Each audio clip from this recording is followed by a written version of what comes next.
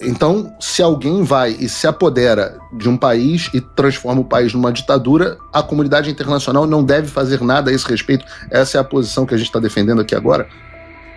Não, essa é uma pergunta para você. Eu não considero que o Brasil vive uma ditadura. Esse é um posicionamento... Pois eu considero, os americanos também consideram. E o fato de você não achar que o Brasil vive uma ditadura é uma questão de miopia pessoal sua. Olá, Edu Carvalho. Melhor canal de cortes do YouTube. Ei, se você gosta do que eu faço, pensa nisso.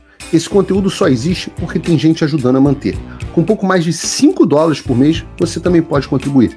Acesse www.paulofigueiredoshow.com/apoia, use o cupom da descrição e já fica o meu obrigado. Ô Paulo, não tem episódios assim na história do Brasil em que o Brasil tenha apoiado uma intervenção de outro governo aqui, né? Inclusive, o discurso do seu avô era um discurso mais patriótico, nacionalista, não de intervenção dos Estados Unidos no Brasil. Nesse sentido, não fica um pouco constrangedor esse movimento que os senhores estão fazendo de que o governo norte-americano, mesmo que você diga que vocês não estão influenciando, vocês estão ali dando um suporte, dando informações, mas vocês estão comemorando, né, pelo que você está colocando aí durante a entrevista, todas as sanções do governo norte-americano no Brasil, porque vocês acreditam que esta é a melhor forma de você salvar o Brasil, usando as suas palavras. Mas nesse sentido, de um país estar interferindo em decisões de outro país, não lhe incomoda ver por esse lado? Obrigado aí por trazer a memória do meu avô, que realmente tinha um discurso bastante nacionalista, patriota, que tem muito alinhamento com o meu discurso, né? Repare como eu estou aqui defendendo o povo brasileiro, que foi hoje sequestrado por uma gangue que tem os seus próprios interesses e está no poder. E eu não tenho absolutamente nenhum constrangimento, tenho certeza de que meu avô, onde quer que ele esteja, lá se Deus quiser, no colo do nosso Senhor Jesus Cristo, está muito feliz com o que eu venho fazendo, né? Com a busca do reestabelecimento da condição de dignidade do povo brasileiro. Então, não tem nenhuma intervenção, os Estados Unidos não estão fazendo nenhuma intervenção, estão simplesmente utilizando instrumentos legítimos da sua política externa que utilizaram no mundo o tempo inteiro. Inclusive, utilizaram durante o governo do meu avô. Meu avô tinha uma relação absolutamente incrível de amizade pessoal com o presidente americano Ronald Reagan. Se você vier aqui a Los Angeles e for na biblioteca do presidente Ronald Reagan, você vai ver uma foto enorme dele andando a cavalo com meu avô. Por várias vezes, Ronald Reagan ajudou o Brasil numa situação muito difícil que ele vivia naquele momento por uma crise na balança de pagamentos. Então é importante, assim, esse resgate à história para entender que eu estou dando continuidade não só ao que fez o meu avô, mas também ao meu bisavô, general Euclides Figueiredo, que comandou a Revolução de 32 contra outro ditador do Brasil, que foi o Getúlio Vargas. Então, eu tenho muito orgulho, obrigado aí pelo resgate da minha história. Exatamente, mas era um contexto completamente diferente, né? Nesse momento, a gente está assim, se o Brasil fizer isso, o governo americano vai retaliar com aquilo. Então é quase que uma relação ali de uma chantagem, um sequestro, né? Se não tiver anistia, vai sofrer as sanções. E esse limite de sanções que você colocou é o sistema financeiro impactado, é todo um país impactado. É diferente de você ter uma relação ali diplomática entre dois países, não? Inclusive, já aproveitando para a gente continuar nesse tema, só para complementar, o presidente Lula vai fazer um discurso na ONU que o que se escreveu até agora a respeito disso vai muito nessa linha, né, de ser contra a intervenção do governo norte-americano no Brasil, que é um pouco do que se defendeu sempre politicamente no Brasil, dentro desse contexto que eu acabei de colocar para não ser repetitivo. Ótimo. Então, se alguém vai e se apodera de um país e transforma o país numa ditadura, a comunidade internacional não deve fazer nada a esse respeito. Essa é a posição que a gente está defendendo aqui agora? Não, essa é uma pergunta para você. Eu não considero que o Brasil vive uma ditadura. Esse é um posicionamento... Pois eu considero. Os americanos também consideram. E boa parte da população brasileira também considera. E o que a gente está buscando não é que os americanos passem a determinar o que acontece dentro do Brasil. Repare, nenhuma das medidas busca que os americanos tenham nenhuma influência sobre as decisões do povo brasileiro. As medidas buscam liberdade, participação ampla da população dentro da democracia. E o fato de você não achar que o Brasil vive uma ditadura é uma questão de miopia pessoal sua, a qual você tem direito. Mas um país onde você tem o maior líder político preso, você tem 61% da população com medo de se expressar, você tem jornalistas exilados, você tem deputados exilados, você tem pessoas comuns, milhares de pessoas comuns colocadas na prisão por questões banais. Então, se você não enxerga que diante de tudo isso o Brasil vive uma ditadura, tudo bem, é um direito seu. Nos critérios dos Estados Unidos, isso é uma ditadura. Ora, o Lula acha que a Venezuela não vive uma ditadura, acha que a Venezuela vive uma democracia relativa. Então, cada um tem a sua visão, né? Tem o direito da sua própria visão. Mas vocês lutam pela discordância. Vocês lutam pela discordância, não pelo pensamento único. Até o fim que você... Ô, Paulo, eu queria só que você explicasse... tem o direito de pensar isso. Que bom. Sabe qual é a diferença? Eu queria só que você explicasse por que é uma ditadura. Vamos comparar, né, com o período que o país viveu. Não, vamos comparar. São 2 pontos aqui. Tá.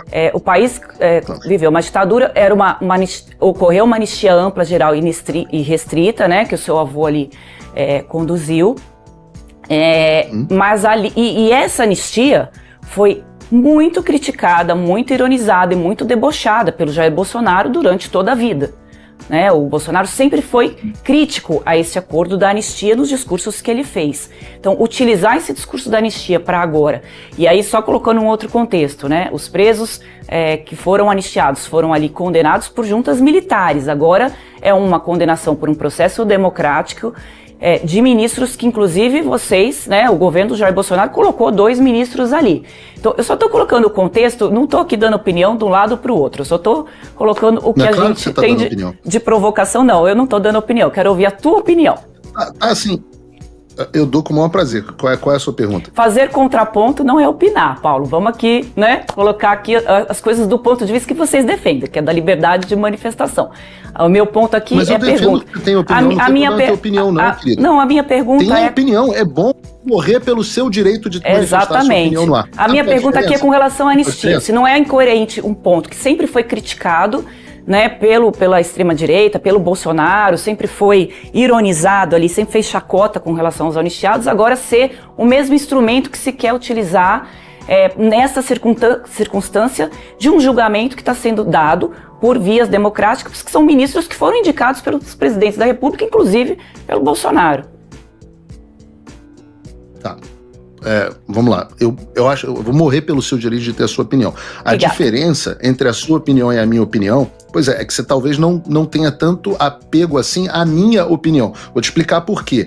Eu estou há 2 anos e 9 meses com todas as minhas redes sociais bloqueadas pelo ministro Alexandre de Moraes. Eu não posso começar uma live antes de sofrer um bloqueio automático pelo YouTube no Brasil, pelo ministro Alexandre de Moraes. Fala, amigos do canal. Tá gostando desse vídeo? Então não esqueça de deixar o like, comente quanto quiser e compartilhe com seus amigos e inimigos por um Brasil melhor e mais justo. Inscreva-se no canal e nos ajude a chegar a 1 milhão de inscritos. Não saia daí que o melhor desse vídeo ainda está por vir. Moraes, todas as minhas postagens das minhas redes sociais, tinham milhões de pessoas, foram bloqueadas pelo ministro Alexandre de Moraes, e eu não sou o único. Há vários outros jornalistas que passaram por esse mesmo problema. Então é importante que a gente tenha esse apego pela liberdade de expressão, inclusive para as pessoas que discordam da gente. Eu tenho. Eu certamente vou brigar para sempre que você possa dizer suas coisas, dizer que o Brasil não é uma ditadura e a gente tem esse tipo de debate. A resposta à pergunta que você me fez especificamente eu não sei qual é a opinião do presidente Bolsonaro a respeito da anistia de 1979. Ele pode perfeitamente estar errado. Eu sei qual era a opinião do meu avô e sei qual é a minha opinião. Eu posso responder por elas. Eu acho que a anistia de 1979 pacificou o Brasil por mais de 30 anos e foi extremamente bem sucedida. Eu acho que o caminho que a sociedade civil resolveu tomar depois disso tem a ver com a autodeterminação do povo brasileiro. Mas acho que a anistia de 1979 foi extremamente bem sucedida. Agora, se você for olhar o que nós tivemos, né, de 1964 a 1985, nós tivemos aproximadamente aí quantos mortos e desaparecidos. E veja o caminho que nós estamos seguindo no Brasil hoje. Nós estamos num caminho muito pior. E eu digo a você, se eu tivesse, provavelmente, em 1968, é difícil a gente fazer esse exercício anacrônico, né? Mas se eu tivesse em 1968, pela minha visão tão forte pela liberdade, talvez eu estivesse do outro lado. Então, nós não queremos que o Brasil caminhe para essa direção. Meu avô, quando se tornou presidente em 79, um dos primeiros atos dele foi a anistia. Entregou o Brasil para os civis de forma pacífica. E esse é o grande legado da minha família. Quando você vê uma parte enorme da população brasileira pedindo SOS Forças Armadas, é uma tristeza pessoal para mim. Porque, veja, eu venho da linhagem que tirou o país da mão das Forças Armadas e devolveu o país para a mão dos civis para que as pessoas possam decidir o seu futuro. E quando as pessoas voltam e começam a pedir SOS Forças Armadas, significa o seguinte: a nação falhou. Os civis na nação falharam na sua condução. Isso é uma tristeza pessoal. Isso sim me causa constrangimento. Isso sim me causa tristeza pessoal. Então eu, hoje, recupero e dou continuidade ao legado que eu volto a dizer, não é só do meu avô, é do meu bisavô, do meu tataravô. O legado de brigar para que o brasileiro possa determinar o seu próprio destino, mesmo que esse destino seja ruim. Se o brasileiro quiser, em 2026, eleger o Lula de novo em uma eleição livre, transparente, com participação ampla e que a população confie no sistema eleitoral, que assim seja. E eu vou sentar e vou fazer oposição como jornalista, que é uma delícia. Ô Paulo, deixa eu te fazer uma pergunta pessoal. Você está aí nos Estados Unidos já tem um tempo. O próprio Eduardo Bolsonaro falou na mensagem com o pai dele que talvez estaria fadado que os netos de Bolsonaro continuassem falando inglês. Ele quis dizer que poderia passar o resto da vida nos Estados Unidos. Você sofre algum tipo de ameaça ou se sente ameaçado se voltar para o Brasil? E como é a sua vida hoje nos Estados Unidos? Claro, sei que sofre ameaça, eu quero entender qual é o tipo de ameaça, se você tem medo dessas ameaças e se você pretende ficar, de fato, nos Estados Unidos. Olha, mas eu não tenho nem passaporte para poder retornar ao Brasil. Sim, né? Eu falo de um futuro. Foi tomado pelo Alexandre de Moraes em 2022. Sim, sim. Então, se eu quiser retornar ao Brasil, eu não tenho um passaporte brasileiro para apresentar à Polícia Federal. Veja que loucura. Veja que loucura. Sem nenhum processo. Eu nunca fui condenado por nada, não tenho absolutamente nada. Eu tô desde 2022. Sabe o que é isso? É a pena de degredo. Uma pena que foi extinta, e eu não sei como alguém pode olhar para um colega jornalista no olho no ar e falar, o colega degredado, e falar, eu não sei, eu não acho que há ditadura no Brasil. O que então? Qual é o regime que condena jornalista apenas de degredo? Eu não consigo imaginar uma democracia que condene, que faça esse tipo de coisa. Não consigo, olhando aqui no olho de vocês. Porque se você tivesse, qualquer uma de vocês duas tivessem degredadas, eu estaria me esguelando no ar defendendo. Sem nenhum constrangimento de manifestar a minha opinião. Então, hoje é isso. Vocês sabem qual é supostamente a acusação contra mim no tal do inquérito do golpe? Leiam, eu recomendo que leiam. Porque é uma das coisas mais constrangedoras da história da República. A acusação se refere ao fato de eu ter divulgado uma carta que, em todos os depoimentos, os militares confirmam que circulava entre os grupos das Forças Armadas. Olha que loucura, minhas colegas. Um jornalista divulga uma carta de interesse público que existe, verdadeira, que circulava nos grupos das Forças Armadas, no programa de notícias mais assistido do Brasil, e ele é criminalmente processado por isso. Vocês entendem como, na verdade, eu não estou me defendendo? Porque eu vivo na terra dos bravos, na terra dos livres e lar dos bravos. Eu vivo nos Estados Unidos da América. Então, aqui eu estou seguro. Eu estou defendendo a vocês. Eu estou defendendo vocês. A minha vida aqui sempre era muito confortável. Eu sou um empresário bem-sucedido, eu tive bons rendimentos ao longo da minha vida. Eu já gastei mais de R$1 milhão do meu próprio bolso nessa jornada. Para quem? Pra mim? Não, claro que não. Eu tenho 2 filhas maravilhosas americanas que vivem aqui, falam. Eu tenho que forçá-las a falar português. Eu tenho uma carreira bem-sucedida em tudo que eu fui. Eu estudei nas melhores escolas do mundo. Eu passei por Harvard, por MIT, pela London School of Economics.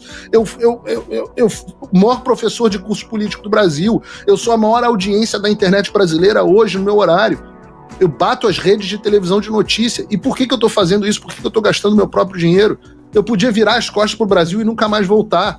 Eu estou fazendo isso por vocês. Paulo, por vocês e pelas pessoas que estão em casa. Você está impedido de se defender judicialmente? Eu não fui citado, como é que eu vou me defender judicialmente de um processo que eu não fui citado? Se você, como eu, tá dormindo mais tranquilo agora que o Trump voltou à presidência, ótimo. Mas e o Brasil? Nosso país continua no buraco. A volta do Trump nos dá esperança, mas as coisas não vão se resolver sozinhas. Vai ser preciso muito trabalho, meu e seu. E não adianta xingar muito nas redes sociais achando que isso resolve alguma coisa. Não tem salvador da pátria, não tem um político que vai resolver por você. A responsabilidade é sua. Eu larguei tudo para me dedicar a isso. E você? Como você pode ajudar sem abandonar as suas obrigações? Simples. Apoie quem está na linha de frente. Sem isso, esse trabalho simplesmente não continua. Acesse www.paulofigueiredoshow.com/apoie e com a partir de $5 por mês, garanta que isso siga em frente. Se puder ir além, torne-se meu patrono Gold e participe do meu grupo privado e ajude a definir as minhas próximas pautas. A diferença entre vencer e perder está na ação. Durma tranquilo, sabendo que você fez a sua parte. Obrigada por assistir o vídeo até o final. Se você já chegou até aqui, confere se já está inscrito no canal e se já deixou aquele like generoso. Estamos quase chegando a 1 milhão de inscritos e a sua ajuda é muito importante para levar o canal Olavo Edu Carvalho mais longe. Até o próximo vídeo, meus amigos. E neste momento é muito fácil aos defensores do plano alegar, isso é uma teoria da conspiração.